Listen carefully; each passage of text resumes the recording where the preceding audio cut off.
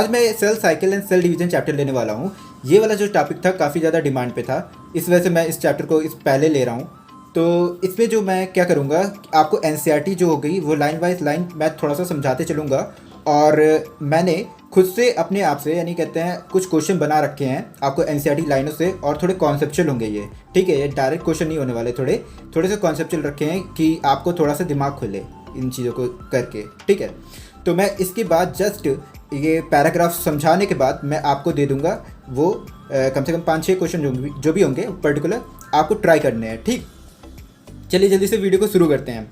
यहाँ पे जैसे बात करें कि cell cycle and cell division chapter में सबसे पहली लाइन आपको लिखी रहती है कि are you aware that all organism even the largest, यानी जो लार्जेस्ट हैं, बहुत लार्जेस्ट बड़े बड़े ऑर्गेनिज्म हैं, तो वो भी क्या किए हैं, अपनी लाइफ को सिंगल सेल से शुरू किए हैं। क्या ये आपको पता है? सिंगल सेल से ही वो स्टार्ट किए थी अपनी लाइफ को, ये आपको पता है? चलिए क्वेश्चन का आप जवाब दीजिएगा कि कौन सी सेल जो थी वो पर्टिकुलर होती है, ठीक है। तो you may wonder how a single cell then goes to form such a large organism, यानी हम कैसे समझ, यानी कहते आप थोड़ा सोच रहे होंगे इस चीज़ को कि कैसे एक पर्टिकुलर जो सिंगल सेल थी वो इतने बड़े ऑर्गेनिज्म को जन्म देती है, मतलब इतने बड़े ऑर्गेनिज्म को बनाती है, ठीक है। तो क्या चीज़ वो पर्टिकुलर एक सेल थी, उसके साथ क्या क्या चीज़ें हुई जिसकी वजह से वो एक लार्ज ऑर्गेनिज्म को जन्म दे पाई, ठीक है, यानी यानी बना पाई, ठीक है। तो देखते हैं उसमें जो पर्टिकुलर जो कैरेक्टर थे यानी सेल के पास होने चाहिए जिसकी वजह से वो इतने बड़े ऑर्गेनिज्म को बना पाई, तो वो थे कि उस सेल का ग्रोथ हो और रिप्रोडक्शन हो, यानी सेल में ग्रोथ देखने को मिले और हमें रिप्रोडक्शन देखने मिले। तो ये पर्टिकुलर जो कैरेक्टरिस्टिक होनी चाहिए वो सेल की होनी चाहिए हर लिविंग ऑर्गेनिज्म में, ठीक है। All cells reproduce by dividing into 2 of each parental cell giving rise to 2 daughter cells, यानी हर जो पैरेंटल सेल्स थी वो क्या की 2 डॉटर सेल में डिवाइड करेगी। यानी हम कह दें कि जैसे पहले मैंने जो बात की थी स्टार्टिंग में कि सिंगल सेल से एक ऑर्गेनिज्म पूरा बनता है सिंगल सेल से, तो आपको इसका नाम बताना था वो पर्टिकुलर सेल कौन सी थी। इसका नाम होगा आपका जाइगोट। जब भी मेल और फीमेल गैमेट आपस में फ्यूज़ करते हैं तो बनता जो है वो बनता है जाइगोट। उसी से आगे की स्टेजेस चलती जाती हैं, एम्ब्रियो बनता है, फिर उसके बाद पूरा एक बेबी बनेगा, ठीक है। तो जाइगोट यहाँ पे आंसर होना चाहिए था आपका सिंगल सेल के। वो कौन सी सेल थी यहाँ पे जो हम बात करते कौन सी सेल की, तो हम बात करते जाइगोट की बात करते हैं, यानी सेक्सुअली रिप्रोड्यूसिंग ऑर्गेनिज्म में हमें जाइगोट देखने मिलता है जो कि पूरे एक ऑर्गेनिज्म को बनाएगा, यानी सिंगल सेल से उनकी लाइफ शुरू होती है, ठीक है। यानी हमारी जो एजिंग प्रोसेस है वो हमेशा और हमेशा स्टार्ट जो हो जाती है वो स्टार्ट जाइगोट स्टेज से ही हो जाती है। ये मत सोचिए कि हम लोग की जो एजिंग है वो 30-40-50 साल में शुरू होती है, ये नहीं बात होती है। एजिंग बायोलॉजिकल टर्म में जो एजिंग प्रोसेस है वो स्टार्ट हो जाती है, जाइगोट की ही एजिंग शुरू हो जाती है डायरेक्ट, ठीक है। तो ये समझिएगा, ये चीज़ बात एक याद रखिएगा, ठीक है।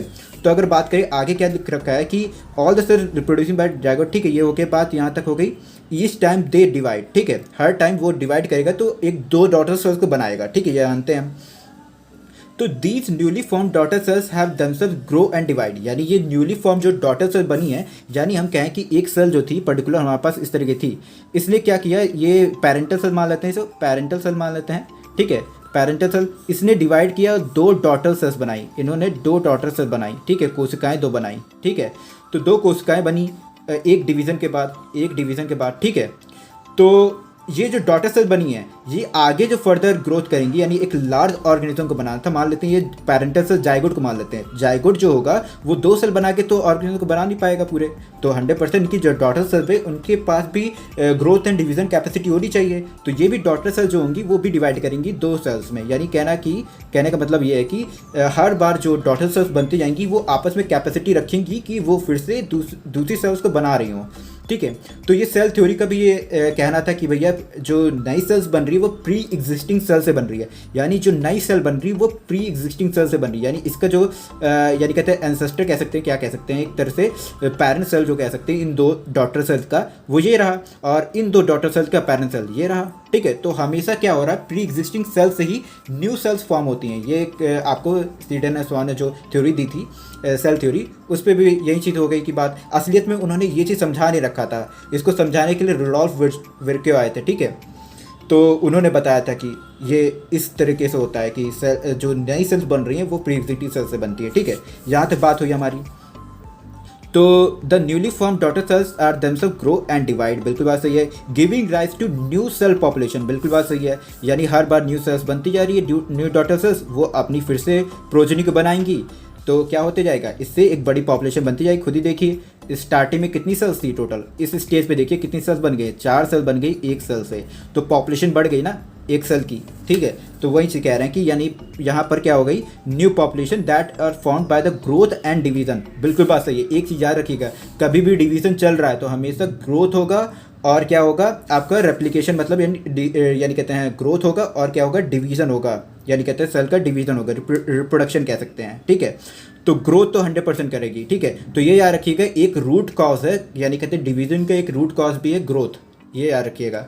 यानी सेल का डिवीजन जो है वो एक उसके लिए एक रूट कॉज काम कर सकता है आपका सेल ग्रोथ, यानी आपका न्यूक्लियोसाइटोप्लाज्मिक इंडेक्स जो होता है या हम कह सकते हैं रेशियो जो होता है वो डिस्टर्ब कर दिया जाता है, यानी ग्रोथ की वजह से। एक आपको थोड़ा सा एनालॉजी देते हैं इसकी, यानी कहते हैं आप सोचिए एक यानी कहते हैं एक कंट्री है, ठीक है। कंट्री इतनी बड़ी थी, इसने हथिया हथिया के बड़ी सी कंट्री बना ली, इतनी बड़ी बड़ी, ठीक है। इसके पास सेंटर में यहाँ पे गवर्नमेंट थी, तो ये इतने एरिया को कवर अप कर रही थी, इतने एरिया को देख पा रही थी। अब बड़ी टेरिटरी बन गई है ये, तो ये छोटी सी जो न्यूक्लियस है, यानी छोटा सा हम ये मान सकते हैं न्यूक्लियस का आप सरकार मानिएगा, तो ये गवर्नमेंट जहाँ पे जो स्थित है ये पूरे टेरिटरी को अब कंट्रोल नहीं कर पा रही है। तो इतना बड़ा जो ग्रोथ हो गई है, इतनी बड़ी पॉपुलेशन हो गई है, अब इसको कंट्रोल कैसे करेगी ये, तो कंट्रोल करने के लिए क्या करती है, ये डिवाइड कर जाती, एक और सरकार बना देती है, कहती कि आप इतना टेरिटरी संभालो, हम इतनी टेरिटरी संभालेंगे। तो वही चीज़ है कि ये चीज़ जो हो रहा है कि बड़ा सा विभाजन जो चल रहा है काम, इसके लिए ग्रोथ एक बड़ा फैक्टर होता है, ठीक है। ग्रोथ एक बड़ा फैक्टर होता है, यानी न्यूक्लियोसाइटोप्लाज्मिक या रेशियो जो होता है वो डिस्टर्ब हो जाता है, जिसकी वजह से सेल डिवाइड करती है, ठीक है। तो क्या बोल रहा है कि cell population formed by the growth and division of single cell parental cell and its progeny, ठीक है, प्रोजेनी बनाएगा धीरे धीरे। In other word such cycle of growth and division allow a single cell to form structure consisting millions of cells. वही बात है कि यानी ये सारी जो प्रोसेस चल रही है कि पेरेंट सेल से डॉटर सेल बनेगी, डॉटर सेल्स भी प्रोजेनी क्रिएट करेंगी, वो प्रोजेनी फिर से डिवाइड करेंगी फर्दर और बड़ी बड़ी यानी कहते हैं पॉपुलेशन बन जाएगी, इससे भी 2-2 सेल्स बनती जा रही हैं, ठीक है। तो आप देखिए टोटल कितनी सेल हो गया, यानी कहते हैं इन सेल से यानी 2-2 सेल बनती जा रही है। अगर बात करें 1 2 3 4 से बन रही है, तो मतलब यानी 8 बन जाएंगी टोटल, ठीक है। सबकी 1-2 बनेगी, ठीक है, 2-2 कॉपीज बनेगी, ठीक है, टोटल 8 बननी चाहिए, ठीक है। तो ये कहने का मतलब ये हो गया कि जो मिलियंस ऑफ सेल्स कंसिस्टिंग एक ऑर्गेनिज्म है, ये पूरा मिलियंस ऑफ सेल्स से बना हुआ है, ये बना था सिंगल सेल से ही, और सिंगल सेल्स की इसी तरीके प्रोसेस से बन के यानी बना है ये, और ये हुई है प्रोसेस ग्रोथ और रिप्रोडक्शन की वजह से। रिप्रोडक्शन का मतलब खुद की तरीके प्रोड्यूस करना, ये खुद की तरीके सेल प्रोड्यूस कर रहे हैं ना, तो इस वजह से, ठीक है। ये पैराग्राफ हो गया आपका। अब बात करते हैं दूसरा पैराग्राफ की, जिसमें हम बात कर रहे हैं सेल साइकिल की। पहले सेल साइकिल समझाते हैं, फिर एक्स्ट्रा पॉइंट को मैं बता देता हूँ, ठीक है।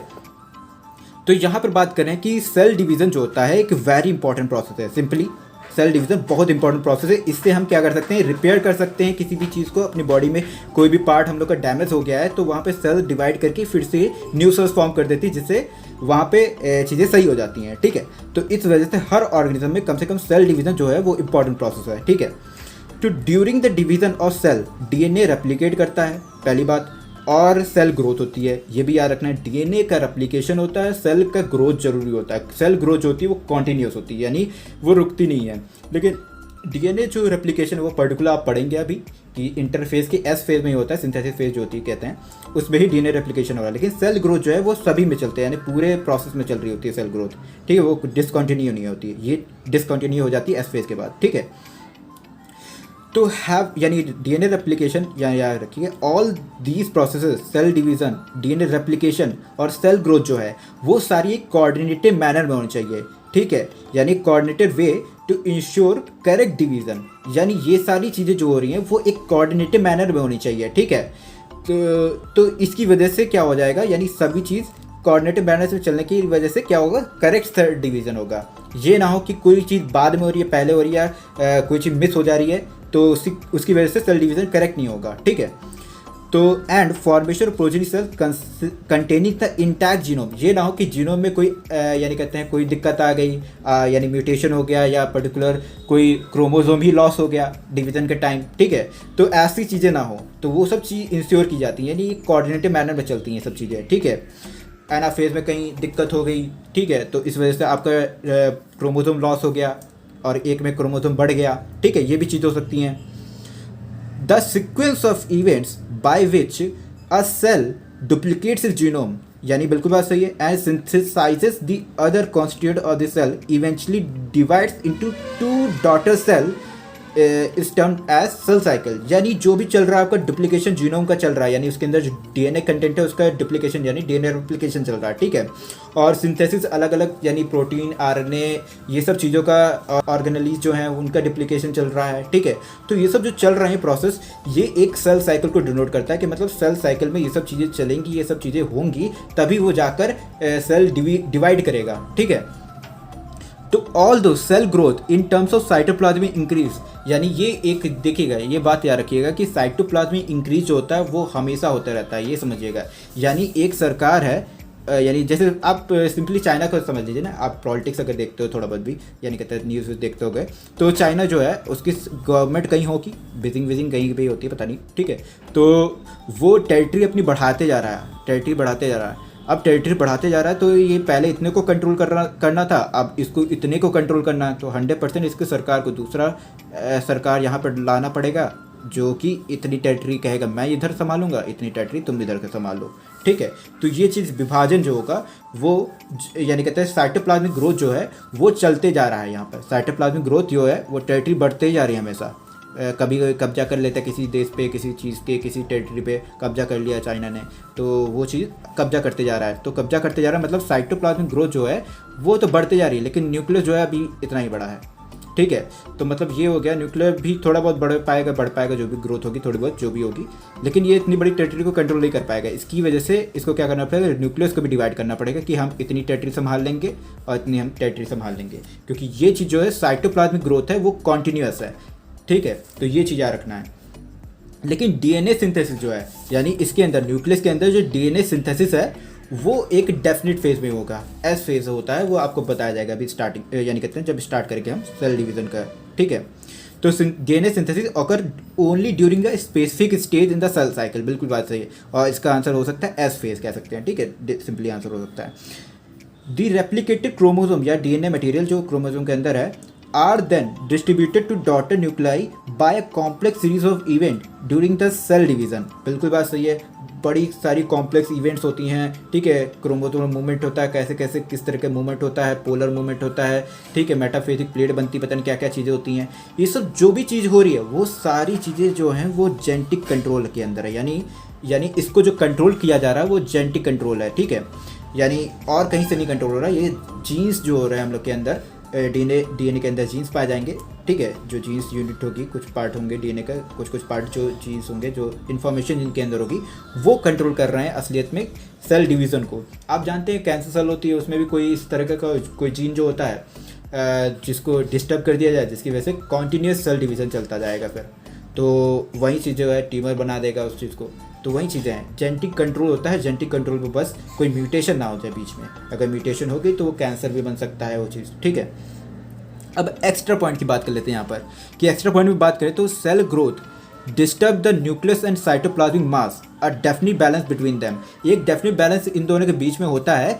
जैसे सेल बनती है तो उसके बाद ग्रोथ प्रोसेस जो होती है वो तो शुरू होती है, कंटिन्यू रहती है वो हमेशा, तो साइटोप्लाज्मिक जो होगा वो इंक्रीजमेंट होता जाएगा, ठीक है, लेकिन न्यूक्लियस वहीं रह जाएगा, तो वो कहेगा कि हम आपको कंट्रोल नहीं कर पा रहे इतने बड़े टेरिटरी को, तो हम क्या कर देंगे, डिवाइड कर देंगे, जिसकी वजह से क्या हो जाएगा, उतने पर्टिकुलर साइटोप्लाज्म को कंट्रोल कर रहा होगा न्यूक्लियस एक पर्टिकुलर, ठीक है, तो ये हो जाएगा।